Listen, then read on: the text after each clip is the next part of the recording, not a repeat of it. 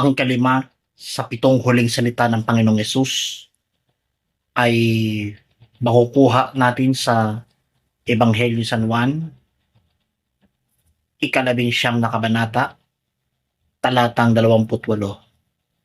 Pagkatapos nito, alam ni Jesus na naganap na ang lahat ng bagay. At upang matupad ang nasusulat, ay kanyang sinabi, nauuhaw ako. Kahulugan po ng 5 salita. Ito po ay tinatawag na word of suffering. Salita ng pagdurusa. At sa sobrang dusa na dinanas ni Jesus, nakaramdam siya ng matinding pag-uhaw. Matinding kauhawan ang kanyang nararanasan. At makikita po natin kung gaano kahalaga ang mga binanggit ng Panginoong Hesus. Alalahanin po natin na tayo lahat ay nakaranas ng ganong klaseng kauhawan. Kauhawan sa pagmamahal, kauhawan sa lahat ng pagkakataon, at kauhawan sa pagkaunawa sa mga nangangailangan. Kapatid, friendship, prayer partner, ka-UGC at katuwang. Alalahanin natin, tulad ng Panginoong Hesus, ang ating puso ay talagang ating kinauuhawan ang kanyang pagmamahal, at kinauuhawan natin ang yung tinatawag nating pagkauhaw sa kanyang walang maliw na pag-unawa at pagkauhaw sa grasya ng Diyos. Kaya tayo nasaktan dahil sa mga bagay na hindi naman dapat. Pero dahil sa pag-ibig ni Jesus, hindi pa rin makahahadlang ang kauhawan natin sa Panginoon. At maranasan natin ang dakilang pag-ibig ng ating dakilang Diyos sa ating buhay. Magkaisa tayong manalangin. Aming Amang nasa langit, nagpapasalamat kami sapagkat ramdam namin sa aming puso kung gaano kami kauhaw sa iyong mga salita at kung gaano kami naranasan sapagkat wala kaming ibang nais kundi makita ang iyong presensya. Maranasan tuwina ang iyong kalwalatian at kabanalan sapagkat ang aming buhay ay nauhaw sa iyong pag-ibig at katapatan. Salamat, Panginoon, sa pangalan ni Jesus, sa ngalan ng Ama at ng Anak at ng Espiritu Santo. Amen and amen. Tandaan po natin ang winika ng Panginoong Hesus. Nauuhaw ako. Sa Ingles, I am Out of the hospital. Well, by the way, I had 3 cesarean operations. And yung sa youngest ko po, yung pinakamalala, because I was like 50-50 then. Yun, my OB told me that the uterus got thinner, na nahihirapan po siyang tahiin. And I lost too much blood. And so my OB asked Ariel to buy a restricted medicine to use it to contract my uterus. And so when I got out of the hospital, nung nasa bahay na, hindi ako pwedeng mag-stay upstairs because my cut in all my cesarean operations were all bikini cut. So, ang hirap po niya pagalingin. And I'm not allowed to go up and down the stairs. So, nasa sala lang po kami ng mga anak ko. And Miguel was 7 years old then, Jana was 5, and Joaquin, of course, newborn. Dahil nga hindi makalabas si Ariel, na to drink with his friends, dinala niya sa bahay yung mga kaibigan niya. So, doon sila nagkaroon ng mga happy-happy, ganyan. And we were at the sala. The same night, sabi niya, ihahatid niya lang sa labas, but he didn't come home.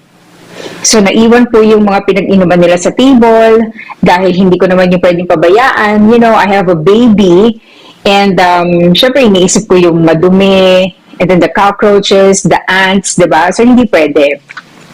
And so, you just imagine na cesarean ako, bikini cut, hindi pa ako magaling. Yung sugat ko, I was like a week nakakalabas ng hospital. Nilinis ko po yun. Yung pinag-inuman nila, the bottles, the plates, yung mga leftovers.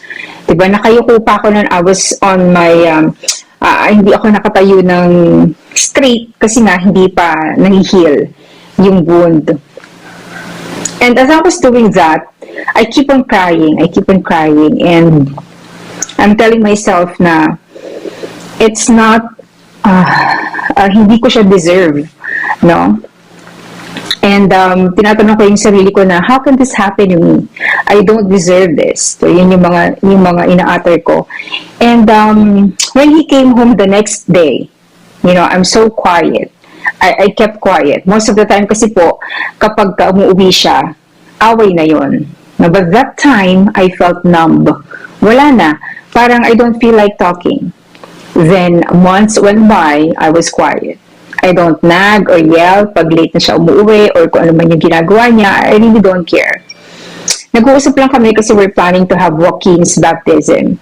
Pero ang sabi ko sa kanya, in a subtle way, after ng binyag ni Joaquin, maghihiwalay na kami. I'm communicating with my mom in Palawan. Nauuwi na kami doon. Pinapadala ko na unti-unti yung mga gamit namin doon. And I'm actually meeting a lawyer for the annulment. Because that time, I am decided to really separate with him. But I believe God has another plan for us. For the first time, sinamahan niya ako magpa-reserve ng church sa Kapitolyo for Joaquin's baptism. And although wala na sa akin yun, kasi nga feeling ko nambobola na naman siya, kasi iiwanan ko. And I just overheard him ask as the counter, ano yung Couples for Christ? No? So, tinanong niya yun. Actually, inaway ko siya. Sabi ko kahit na gamitin niya pa yung simbahan, hindi na magbabago yung isip ko. But there was a moment while I was cleaning the children's things, like the toys, the bottles. I heard a very tiny whisper saying, my plan is stronger than your plan. No? Nung panahon na yun, hindi ko, alam mo yun, I really don't know about either the whisper, the power of the Holy Spirit and all. Wala ako nun eh. Diba? Kasi lumaki po ako sa isang komunistang pamilya, I'm Eulalia.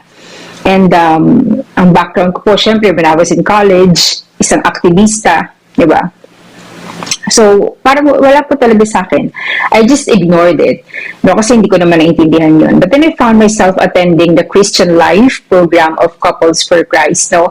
Kahit nag-aaway kami, di ba, sige, attend, pinagbibigyan ko siya. Kasi total, hihiwalayan ko naman. Yun yung nasa isip ko. And then I feel, I cannot explain, but I feel some longing of, knowing more about Jesus and the community. And I also noticed that pag nag-aaway kami, instead of shouting or, I murmur a prayer like, Lord, please take over. And I practice the power of pray over. So kapag natutulog si Ariel, pinipray over ko siya. Yan. And that longing, that murmuring is my thirst. I am thirsty for His love, of His forgiveness, because now I realize that if I ignore that voice, if I entertain my pride, and if I follow my plan, we will become part of a broken family. I am thirsty. I hear the cry of my own heart. I too am thirsty, but not for physical drink, I know. I certainly don't need sour wine or I don't need water. Rather, I need the new wine of the kingdom of God to flood my soul for the betterment of my family. I need to be refreshed by His living water for the sake of my children. And I yearn.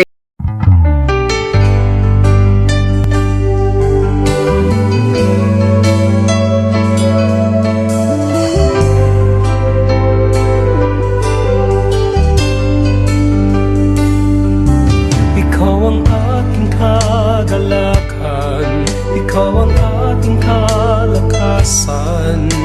Hirap na kalooban, dulot mo'y kapayapaan. Di man kita makita, sa puso ko ay may ligaya, pagkat alam kong nariyan ka. Lagi kong kasama.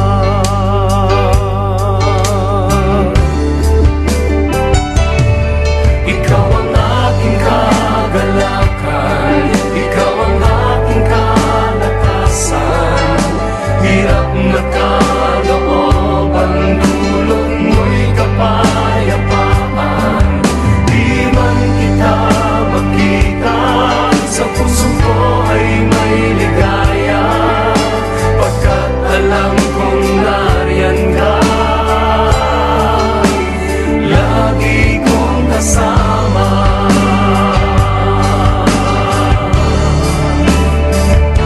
Nauuhaw ang puso ko, ikaw ay sambahin, at lumikha ng bagong awitan, sa'yo ay sambitin.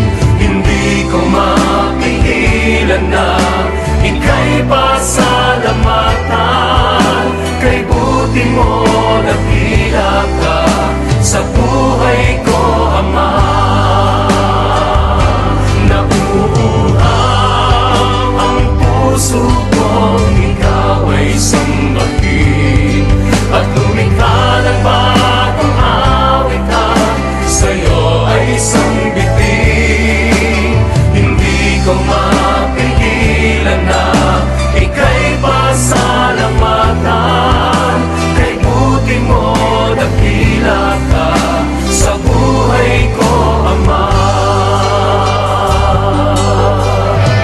Ikaw ang aking kagalakan, Diyos. Ikaw ang aking kalakasan. Ikaw ang aking kagalakan, ikaw ang aking kalakasan.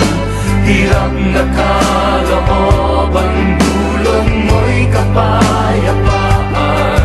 Di man kita makita, sa puso ko ay may ligaya, pagkat alam kong nariyan ka. Lagi kong kasama.